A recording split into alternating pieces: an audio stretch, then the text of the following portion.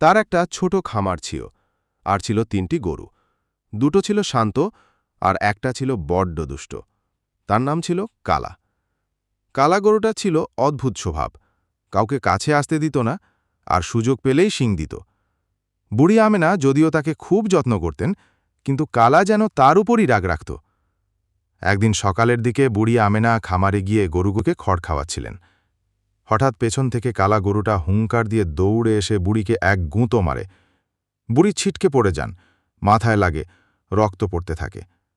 গায়ের লোকজন ছুটে আসে, কেউ কালার শিং ধরে, কেউ বুড়িকে তুলতে যায়।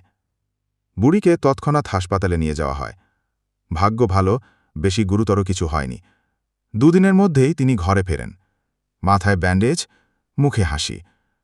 এই ঘটনার পর গায়ের মাতব্বরেরা মিকি করে ঠিক করল কালা গরুটাকে আর খামারে রাখা যাবে না, তাকে এক দূর গ্রামের হাটে বিক্রি করে দেওয়া হলো।